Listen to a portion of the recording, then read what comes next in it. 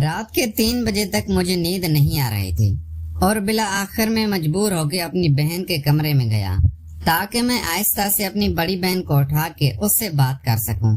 میں اس کمرے میں آیا تو ہلکی سی روشنی والی لائٹ چل رہی تھی۔ میری ساری بہنیں سو رہی تھی اور پھر میں نے اپنی بڑی بہن کو دیکھا تو وہ کمرے میں نہیں سو رہی تھی۔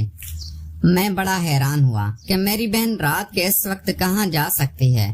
میں باہر صحن میں آیا۔ ہمارا باتھ روم باہر صحن میں بنا ہوا تھا۔ میں باتھ روم کے قریب آیا تو مجھے ہلکی سی سرگوشیوں کی آواز آ رہی تھی۔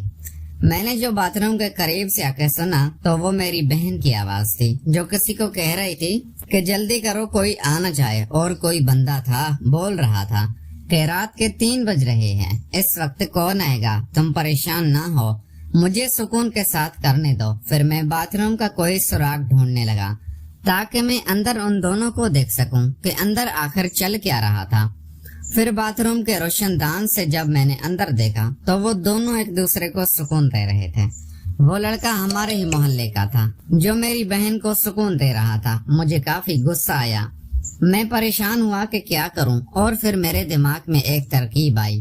میں واپس باتھ روم کے مین دروازے پہ آیا اور میں نے ہلکے سے کہا، کنیز مجھے پتا ہے تم اندر ہو اور تمہارے ساتھ کوئی اور بھی ہے، اور مجھے یہ بھی پتا ہے کہ تم لوگ اندر کیا کر رہے ہو۔ تم دونوں کی بھلائی اسی میں ہے کہ آہستہ سے دروازہ کھولو، گھر میں سے کوئی شور سن کے جاگ نہ جائے، اور شور مت کرنا۔ میری بڑی بہن کی اندر سے آواز آئی، بھائی آپ غلط فہمی ہوئی ہے، میں واش روم میں ہوں، آپ کیوں آئے ہیں، جائیں آپ۔ میں نے کہا نہیں، مجھے جھوٹ بولنے کی ضرورت نہیں ہے، میں نے دیکھ لیا ہے، یہ تیمور ہے نا وہ آوارہ لڑکا، اسی کے ساتھ تم رنگ رلیاں منا رہی تھی۔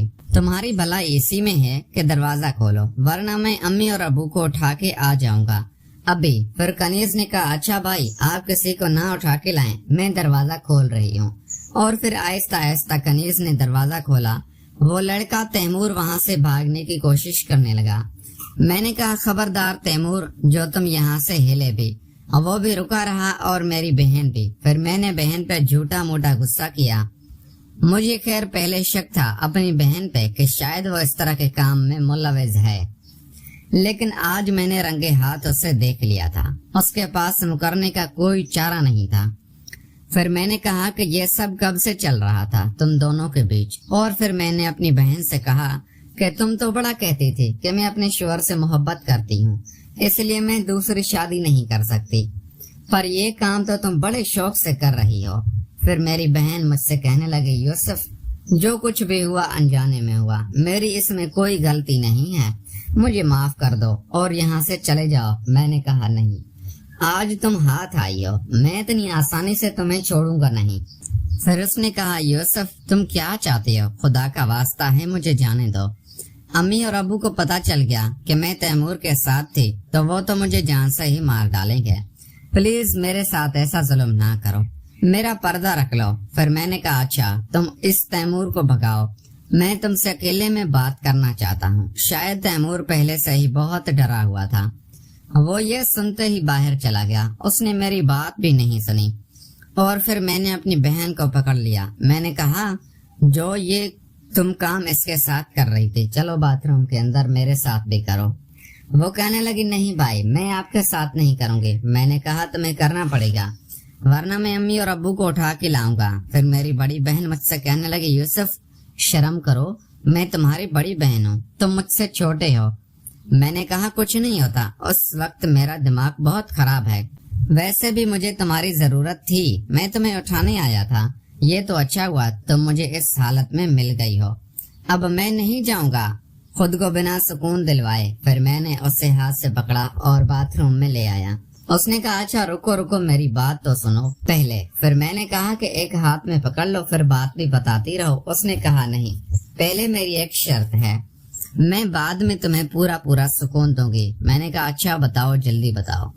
اس نے کہا، ابھی نہیں، میں وہ کل بتاؤں گی۔ میں نے کہا، نہیں کنیز، ایسا ظلم مت کرو، رات نہیں گزرے گی۔ اس نے کہا، پکا وعدہ ہے، کل تمہیں سکون ضرور پہنچاؤں گی، لیکن میری پہلی شرط سن لو۔ میں نے بہت اصرار کیا، میں نے اس کے ہاتھ میں بھی دیا، مجھ سے برداشت نہیں ہوا، لیکن وہ نہ مانی، اور پھر میں واپس آ کے اپنے بستر پر لیٹ گیا۔ اب مجھے کافی دیر تک نیند نہ آئی. میں ایسے ہی جاگتا رہا اور اپنی بڑی بہن کے بارے میں سوچتا رہا کہ وہ کب سے تیمور کے ساتھ لگی ہوئی پتہ نہیں اور کس کس کے ساتھ وہ لگی ہے. جس چیز سے میں ڈر رہا تھا وہی کام میرے گھر میں ہو رہا تھا. میں اسی چیز سے ڈرتا تھا کہ میری بہنیں یا میری امی باہر کسی کے کہنے میں نہ آ جائے اور یہ کام نہ کر لے. آخر کار وہی ہی ہوا. خیر میری آنکھ لگ گئی. آج میری آنکھ صبح 8 بجے کھلی تھی. میں باہر آیا تو امی ناشتہ بنا چکی تھی. مجھے کہا یوسف آج اٹھنے میں تم نے بہت دیر کر دی ہے. میں نے کہا ہاں امی بس آنکھ لگ گئی تھی. امی نے کہا کہ اچھا جلدی سے ناشتہ کر لو اور پھر دکان پہ جاؤ. میری امی بھی مجھے بہت خوبصورت اور حسین لگتی تھی لیکن میں یہی سوچتا تھا کہ ان سے بات کیسے کروں اور پھر میں اسی موقع کی تلاش میں تھا کہ کب وہ دن آئے کہ میں امی کے ساتھ. خیر پھر میں نے ناشتہ کیا. ناشتہ کرنے کے بعد میں اپنی بہنوں کے کمرے میں گیا. میں جب گیا تو میری بڑی بہن اپنے چھوٹے بیٹے کو ناشتہ کروا رہی تھی اور مجھے دیکھ کے مسکرا بھی رہی تھی. پھر میں نے اپنی بہن سے کہا کہ بتاؤ تمہاری کیا شرط ہے. اس نے کہا بھائی آج دوپہر جب آپ کھانا کھانے آئیں گے تب میں آپ کو بتاؤں گی کہ میری کیا شرط ہے. میں نے کہا اچھا. پھر میں واپس اپنی دکان پہ آیا. دکان پہ آیا تو چھوٹے نے دکان کھول کے صفائی ستھرائی کر کے بیٹھا ہوا تھا. دکان پہ بیٹھے ہوئے ابھی مجھے تھوڑی ہی دیر ہوئی تھی. میں نے جس کا ذکر کیا تھا کہ ایک ہمارے گاؤں کی لڑکی ہے جس سے میں محبت کرتا ہوں, اس کا نام عالیہ ہے اور وہ اس محلے کی سب سے خوبصورت لڑکی ہے. وہ سودا لینے کے بہانے میری دکان پہ آئی. مجھے کہا یوسف میں نے تم سے بہت ضروری بات کرنی ہے.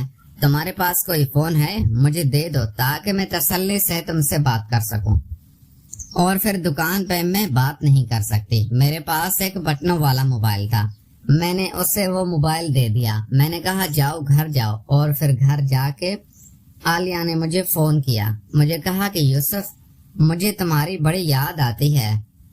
تم مجھ سے ملنے کی کوشش کرو نا, رات بھر تمہیں یاد کرتی رہتی ہوں. میں نے کہا عالیہ مجھے بھی تمہاری بڑی یاد آتی ہے لیکن یہ گاؤں ہے, یہاں کوئی ہوٹل وغیرہ تو نہیں ملتے ہیں کہ وہاں جا کے ہم مل لیں. پھر عالیہ نے کہا کہ میرے پاس ایک ترکیب ہے اگر تمہیں اچھی لگے تو. میں نے کہا بتاؤ. اس نے کہا میرے گھر کے پیچھے کپاس کی فصل لگی ہوئی ہے. اگر اس کپاس کی فصل میں کوئی بیٹھ جائے تو کوئی اسے دیکھ نہیں سکتا. اگر تم کہو تو میں رات کو وہاں آؤں گی تو تم بھی آ جانا, وہاں ہم ایک دوسرے سے سکون سے ملیں گے. میرا دل تو بڑا کیا کہ عالیہ کے ساتھ چوک کے ملوں. وہ خوبصورت بہت تھی. گاؤں میں اتنی خوبصورت تھی کہ سارے لڑکے اس کے پیچھے ہوتے تھے. لیکن میں ڈر رہا تھا کہ اگر میں عالیہ کے ساتھ رنگے ہاتھوں پکڑا گیا تو یہ گاؤں والے مجھے چھوڑیں گے نہیں. اور میرا دوسرا آسرا بھی ہو گیا تھا میری بہن کی صورت میں. پھر میں نے عالیہ کو کہا عالیہ وہ جگہ ٹھیک نہیں ہے, ہم وہاں نہیں مل سکتے, کوئی اور جگہ سوچو. اس نے کہا پلیز یوسف آ جاؤ, مجھے تم سے بات کرنی ہے. اور ہاں گھر والے میرا رشتہ ڈھونڈ رہے ہیں, کہیں ایسا نہ ہو کہ میری شادی کر دیں. تم اپنی امی ابو سے بات کرو, میرے گھر رشتہ بھجواؤ. میں بے شک عالیہ سے محبت تو کرتا تھا لیکن ابھی میں شادی نہیں کرنا چاہتا تھا. میں زندگی میں ابھی بہت کچھ کرنا چاہتا تھا, اس لیے شادی کر کے میں اپنے پاؤں میں بیڑیاں نہیں لگانا چاہتا تھا. پھر میں نے کہا عالیہ ابھی تو میں اتنا اچھا کماتا بھی نہیں ہوں. تمہارے سامنے کی بات ہے, میری چھوٹی سی دکان ہے, اس سے بس مشکل سے گھر کا خرچہ چل رہا ہے. میں اپنے پیروں پہ کھڑا ہو جاؤں اور پھر تمہارے گھر میں رشتہ ضرور بھیجوں گا.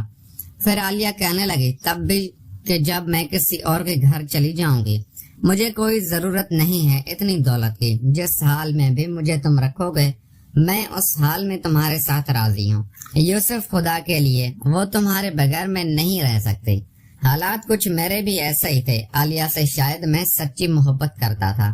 دل تو میرا بھی چاہتا تھا کہ میں شادی کر لوں لیکن میں نے دیکھا تھا کہ جو جلد بازی میں شادی کر لیتے ہیں اور پھر کمانے کے لیے ان کو باہر جانا پڑتا ہے, ان کی عورتیں یہاں اکیلے کسی اور کے ساتھ. اس لیے میں نے سوچا کہ میں تب تک شادی نہیں کروں گا. اگر کروں گا تو اپنی بیوی کو ساری زندگی ہمیشہ اپنے ساتھ ہی رکھوں گا. یہ میں نے سوچا ہوا تھا. بڑی مشکل سے عالیہ کو میں نے سمجھایا. میں نے کہا ابھی کچھ صبر کرو, میں اپنے پاؤں پہ کھڑا ہو جاؤں, میں تم سے ضرور شادی کروں گا. عالیہ کہنے لگی اچھا ٹھیک ہے, تم رات کو اس فصل میں آنا, میں تمہارا انتظار کروں گی. میں نے کہا عالیہ آج تو نہیں، ہاں میں تمہیں ضرور بتاؤں گا۔ اس نے کہا اچھا یوسف، تمہارے پاس کوئی چھوٹی سی تصویر ہوگی، میں اسے ہمیشہ اپنے سینے سے لگا کے رکھوں گی، مجھے جب بھی تمہاری یاد آیا کرے گی میں اس سے دیکھا کروں گی۔ اصل میں جو گاؤں کی محبت ہوتی ہے وہ ہوتی اتنی شدید ہے، گاؤں کی لڑکی جب بھی ایک بار کسی کے ساتھ محبت کرتی ہے تو پھر وہ سچے دل سے کرتی ہے۔ شاید عالیہ بھی مجھ سے سچے دل سے محبت کرتی تھی۔ میں نے کہا اچھا کل جاؤں گا یا آج کسی بھی ٹائم جاؤں گا، پاسپورٹ سائز تصویر بنوا کے آؤں گا اور میری دکان پہ آ جانا اور میں تمہیں دے دوں گا۔ اس نے کہا اچھا ٹھیک ہے۔ پھر اس نے کہا اچھا یہ موبائل لینے کے لیے اس چھوٹے کو بھیجو جو تم نے دکان پہ رکھا ہوا ہے۔ میں نے کہا اچھا ٹھیک ہے۔ پھر میں نے چھوٹے کو بھیجا۔ اصل میں وہ چھوٹا میرا کافی حد تک رازدار بھی تھا، وہ میری عادت سے خوب واقف تھا، کیونکہ جو بھی